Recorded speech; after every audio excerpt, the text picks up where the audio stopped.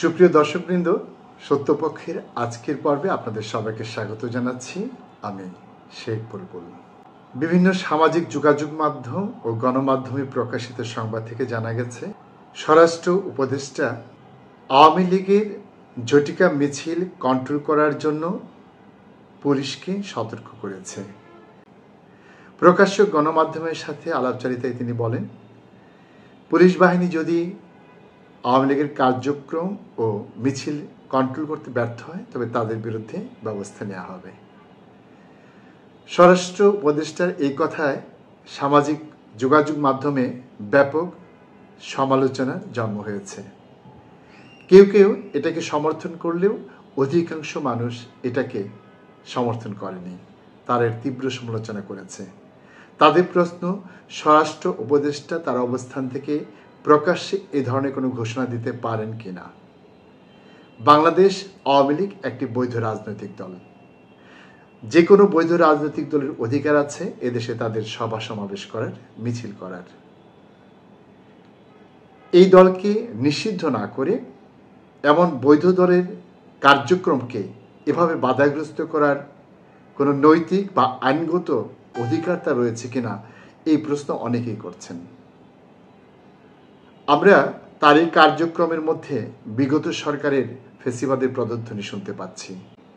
আমরা অতীতে দেখেছি এ ধরনের অসংখ্য মিছিলকে বাধাগ্রস্ত করা হয়েছে, মিছিল থেকে লোকজনকে ধরে নেওয়া হয়েছে, মিছিল থেকে লোকজনকে ধরে নিয়ে বিভিন্ন মামলায় আসামি করা হয়েছে।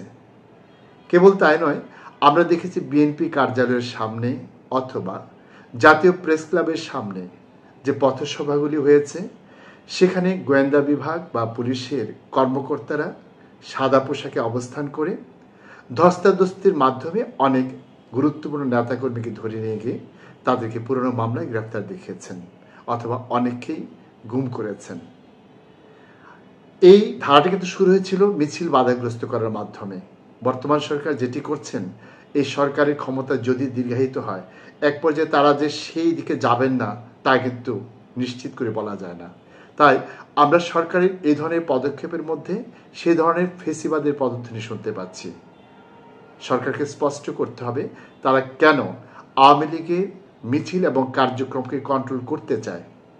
তারা যদি মনে করে যে আওয়ামী লীগ এই মিছিল করে জননিরাপত্তা বিঘ্নিত করবে, তারা রাষ্ট্রীয় বিশৃঙ্খলা সৃষ্টি করবে, কিংবা অন্য দলের সাথে বিরোধে জড়িয়ে আইনশৃঙ্খলা পরিস্থিতির অবনতি ঘটাবে, কিংবা অতীতের রেকর্ড অনুযায়ী তারা জননিরাপত্তা মারাত্মকভাবে বিঘ্নিত করবে, অথবা এর মধ্য দিয়ে তারা একটি গৃহযুদ্ধের সূচনা করবে। এবং এসব মিছিলের মূলে রয়েছে শেখ হাসিনার গোপন নির্দেশনা এবং প্রকাশ্য অডিও বার্তায় তার উস্কানি, যে উস্কানিতে তিনি দলীয় নেতাকর্মীদের উদ্দেশ্যে বলেছেন এখন থেকে মিছিল করতে হবে, মিছিলে কেউ যদি বাধাগ্রস্ত করে তাকে উপযুক্ত শিক্ষা দিতে হবে। সরকার যদি এই জন্য ভীত হয়ে অথবা জননিরাপত্তার কথা ভেবে অথবা আইনশৃঙ্খলা পরিস্থিতির অবনতি যাতে না হয় সে বিষয়টি ভেবে এই মিছিল এবং তাদের কার্যক্রমকে কন্ট্রোল করতে চায় বা নিয়ন্ত্রণ করতে চায়, তাহলে সেটি সুস্পষ্ট করে তাদের বলা উচিত। কোনো ধরনের রাগ ঢাক না রেখে সুস্পষ্টভাবে তাদের বলা উচিত আওয়ামী লীগের অতীতের কার্যক্রম সুখকর নয় এবং তারা দীর্ঘদিন থেকে যে ধরনের মিছিল মিটিং করে জননিরাপত্তা বিঘ্নিত করছে তার আলোকে এবং সাম্প্রতিক সময়ে তাদের দলীয় প্রধানের উস্কানিমূলক বক্তব্যের আলোকে তারা মনে করছে এ দ্বারা জনশৃঙ্খলা বিঘ্নিত হতে পারে এবং সেজন্য তাদের মিছিলকে নিষিদ্ধ করা হচ্ছে অথবা তাদের কার্যক্রমকে নিষিদ্ধ করা হচ্ছে অথবা তার দলকে নিষিদ্ধ করা হচ্ছে।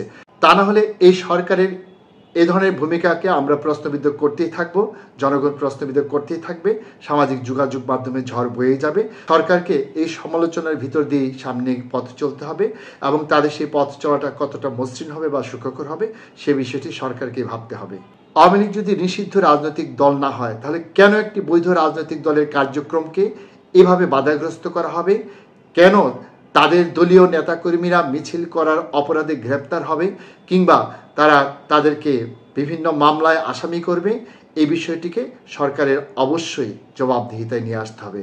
তা না হলে এই সরকার কিন্তু আরেকটি ফেসিবাদ সরকারের রূপ লাভ করবে। সুপ্রিয় দর্শকবৃন্দ, আপনারা সবাই ভালো থাকুন, সুস্থ থাকুন। আল্লাহ হাফেজ।